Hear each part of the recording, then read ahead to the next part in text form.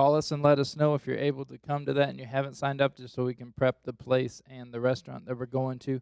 But if you haven't signed up, talk to your spouse, or if you're not sure about work or whatever. But we want you to come to that and be a part of it. It's hard to get to know each other in just an hour of class and an hour of church. Normally we have the same conversation every week. How are you doing? I'm doing great. Good to see you. Good to see you. And then we go on about our day. Oh, boy, things on the bus. So this is a mystery trip. This is not just a mystery trip of where we're going. Now there's mysteries of what we're doing on the bus. Well, I guarantee you'll have a good time. You'll get to know somebody else. You'll get some good food and maybe even enjoy the trip. How long are we at the actual place? We're only at the place for about an hour and a half. And so it's real easy, real simple.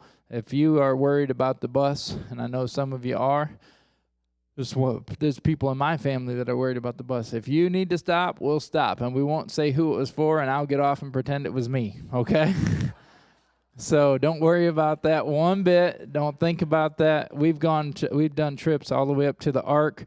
If you have to stop, we will stop, and I'll pretend it was me, and we'll all be fine, and we'll get back on the road. So don't think about stuff like that. Just come and enjoy it. We can excuse our way out of everything, but I hope that you'll come and be a part of it. And I'll say this morning. Wasn't planning on saying this, but it's kind of a top secret, so I'm going to lower the microphone a little bit, okay? We are revamping our senior ministry for 2020, and I want you to be excited about that, because we're just gonna rehaul the whole thing, and I think you're gonna enjoy what we're gonna do. We have over 75, I think closer to 100 seniors in our church, and we want to make sure that we're doing the activities and things at times where you can do it. I know some of them still work and some of them are retired, and everybody has different schedules and things like that. But I'm very excited about 2020, our senior ministry here at the church. I believe that there's a lot that we can do through service still. There's a lot that the Lord has for us. He's not done with us yet. And just excited about the activities and things that we'll be doing in 2020. Start saving now. We are going to do some trips, okay? Start putting away some money, and let's go enjoy some time together. Well, this morning we're privileged to have our pastor's son, Colin Stansel. He is not returning to school as far as going back to college, but he is continuing school online, and that is a benefit to our church, because that means that he's here and we get to use him. Like this morning, I called him and I said, I'm in between series right now, and if there's ever a time where it makes sense for you to come and speak, now is that time. And so he's going to come and speak to us, give us a lesson this morning, and then next week we're going to start our series on the parables of Jesus.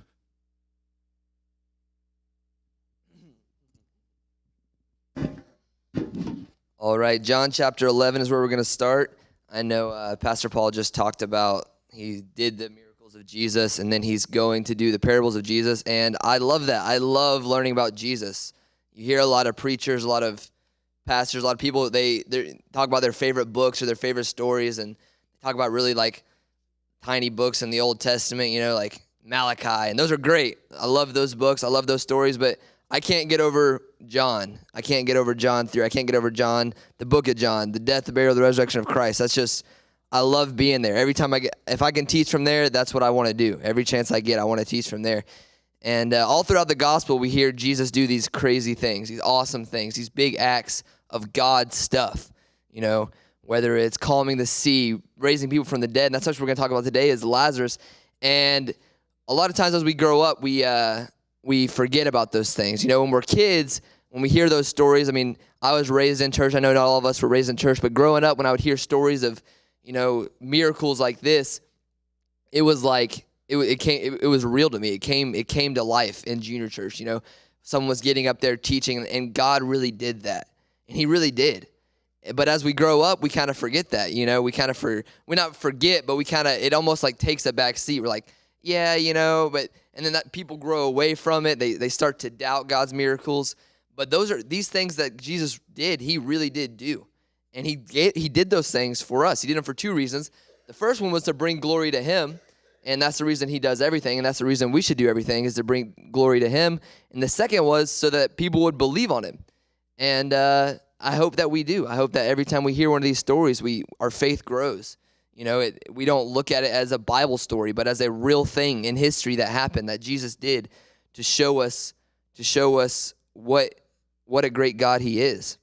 The Jewish people were a tough people. They weren't easily convinced of anything. They wanted everything to be thought through, and they were promised a Messiah, but they didn't trust Jesus as that. So he did these things to show them that he was their Messiah.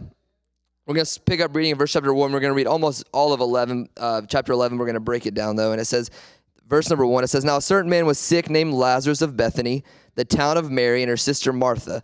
It was that Mary which anointed the Lord with ointment and wiped his feet with her hair, whose brother Lazarus was sick. Therefore his sister sent unto him, saying, Lord, behold, he whom thou lovest is sick.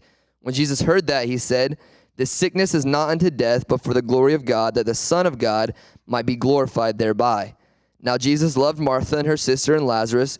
When he had heard therefore that he was sick, he abode 2 days still in the same place where he was. Then after that saith he to his disciples, Let us go into Judea again. His disciples say unto him, Master, the Jews of late sought to stone thee, and goest thou thither again? Jesus answered, Are there not 12 hours in the day? If any man walk in the day, he stumbleth not, because he seeth the light of this world. But if a man walk in the night, he stumbleth, because there is no light in him. These things said he, and after that he saith unto them, Our friend Lazarus sleepeth, but I go that I may awake him out of sleep. Then said his disciples, Lord, if he sleep, he shall do well. Howbeit Jesus spake of his death, but they thought that he had spoken of taking of rest and sleep. Then said Jesus unto them plainly, Lazarus is dead. And, as I know I'm very young. I'm only 19 years old, and I'm going into my junior year of college, as Pastor Paul said. But I have been teaching for a few years, and I've already kind of got a comfort zone. That's kind of weird, right? I already like teaching about certain things. And my comfort zone is very applicable things, like don't do this. Get up, you read a verse, don't sin in this way, or read your Bible in this way. Do this, don't do this. And then we can apply it, right? We hear a Bible story, read a verse, and we can apply it to our lives. But this is the greatest application of all time, and that's the power of God. A lot of times we get stuck, we get caught up in the do's and don'ts of the Bible, the do's and don'ts of Christianity. But if we could just step back and look at Christ, look at all that he did, and look at his power, then we'd be a lot better off. We get caught up in other people's business saying, do this, don't do this, or they're doing this, they're not doing that. But if we could just step back and look at God and look at all that he did, we'd be a lot better off. And that's the application that we should have. And that's what I want to hopefully teach on and talk about today, is the power of God. And it was a power that was threefold, and especially in this story. And the first one is his power had a purpose. His power had a purpose. In life, we often forget that everything that God does has a purpose. Whenever we're going through hard things, whenever we're going through things that don't make sense to us, we have feeble minds. Our God is so far above us. But Christ had a purpose, and the first part of his purpose, it was a delayed purpose. The Bible says that Christ abode in Bethany for 2 days when he found out that Lazarus was sick. That's kind of weird to us, right? I mean, obviously, we're all very seasoned Christians, God's timing, God can do whatever he wants. Yes, that is right. But as humans, we sit back, if your wife came to you and said, hey, I'm dying, I just got shot or something, you wouldn't be like, okay, let's just hang out here for a couple days and then we'll figure it out. No, you would go to her, you would get her in the car, you would go to the hospital, right? But that's not what Christ did. It was delayed. He took his time. And that's something that it's hard for me to wrap my mind around. Why would Christ delay his purpose? Why would he wait 2 days before he went to Bethany? Oftentimes we face delay in our lives. We assume that God doesn't have a purpose, but he always has a purpose. And everything that he does, he has a purpose for us. Lazarus had already been dead, and they had given up, but Christ hadn't even gotten started yet. Just because we're at a time in life when something doesn't make sense, when, we're going through something hard, we feel like it's over, right? Mary and Martha, they didn't think, it was over for them. Lazarus was dead. They entered into mourning. It was over. But Christ hadn't even gotten started. No matter where we're at in our life, no matter what we're struggling with, no matter how long it's been, how long Christ is making us wait for something, it's never over. No matter what you're going through, no matter what issue we're dealing with, no matter who we're trying to win to Christ, it's never over. Don't ever count God out of anything. God's power is too much for that. It's too much for our brains to ever understand. We can never call him out. It was delayed, but he still had a purpose. Whatever it is we're waiting on, you must not forget that although God may be delayed, it doesn't mean he doesn't have a purpose.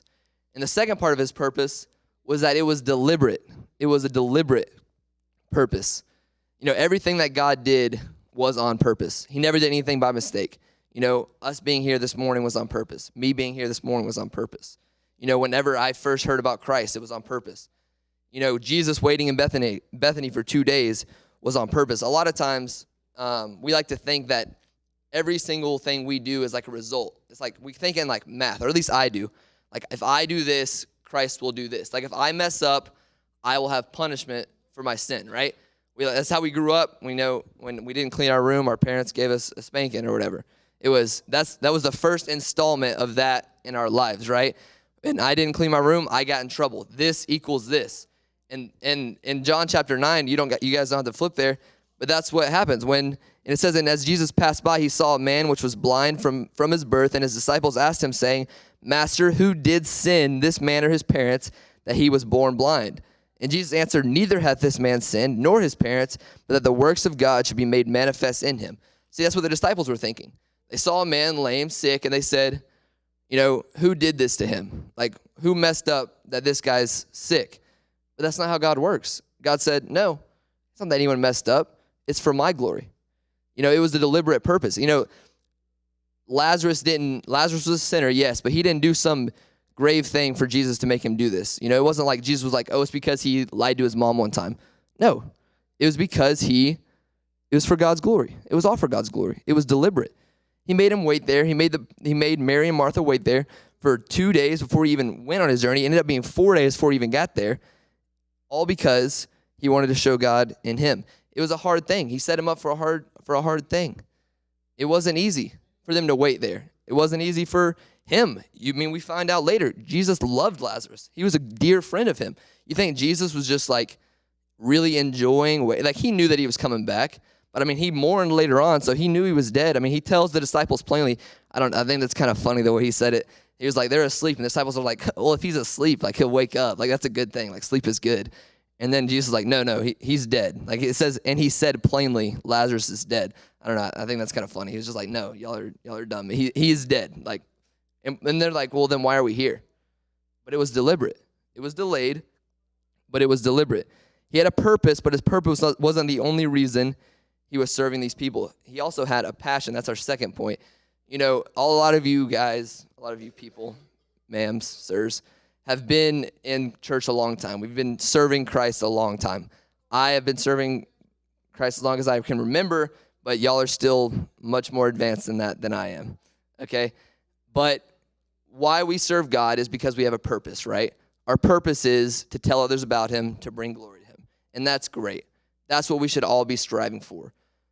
But if we don't have this next thing, our purpose is not going to last very long. If we don't have passion, then purpose is going to wear off.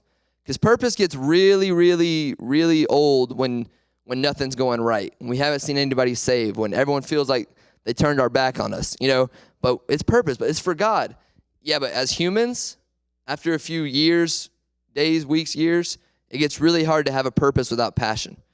And that's what Jesus is showing us. Yes, he had purpose. Yes, what he did with Lazarus was on purpose, but he had passion. He came to Lazarus and he came to Mary and Martha with passion. We're going to pick up reading in let me grab some water real fast, verse number 17. It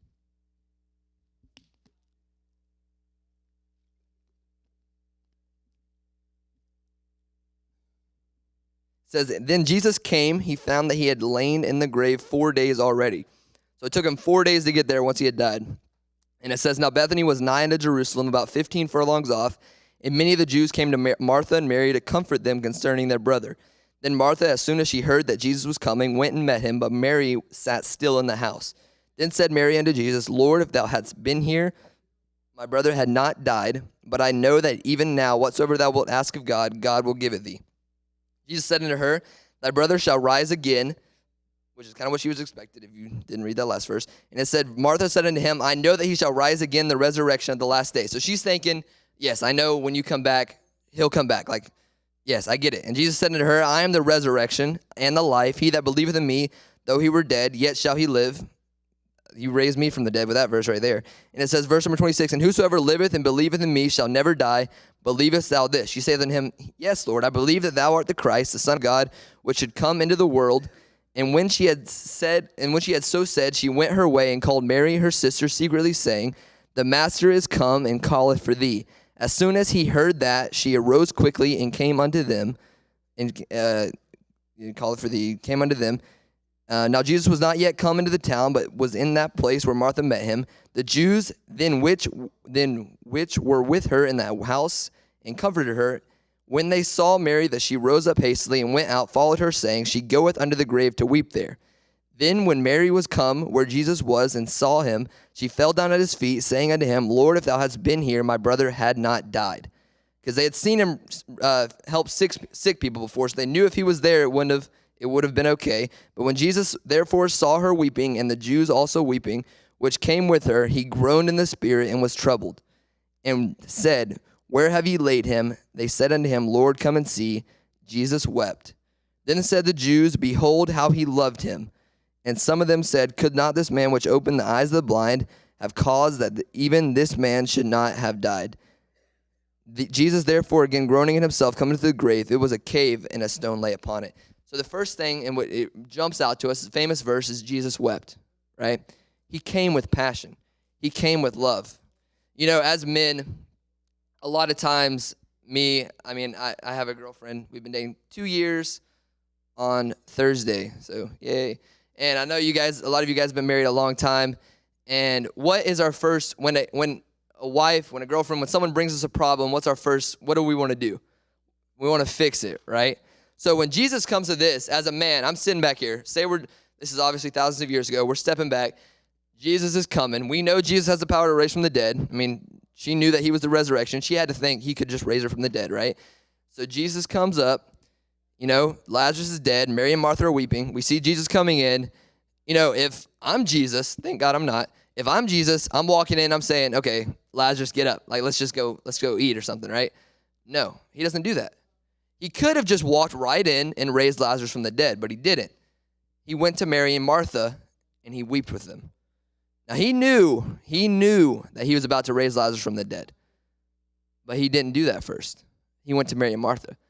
See, that's what we have to realize. He could have just taken care of their want. They wanted to have Lazarus back, but he took care of their need, and they needed comfort. They needed someone to come to them and cry with them and be with them, and that's what Jesus did, and that's what he's teaching us. If we want to serve people, if we want to be there for people, we want to minister, we want to be the Christian that God wants us to be, we can't worry about their wants. We got to worry about people's needs. What people need is Christ. What people need is comfort, and that's what he's showing us right here. He needed comfort. It was a painful passion. When we think about, comfort and love, there is no greater example than Christ, right? I mean, he died. He loved us so much that he died for us. God sent him to die for us. He loved Lazarus, and when it hurt him, it lost him. When we're showing up to church, we should feel pain for the people around us, right? We should feel passion for the people of Pinellas County or wherever we live. When someone comes to church, someone leaves the church, someone falls off, stops coming, that should hurt us. We should feel that pain. We should feel that passion. When someone is lost, one of our coworkers, even if we worked for them for 30 years, we should feel that pain and passion when we see that they're not going to heaven.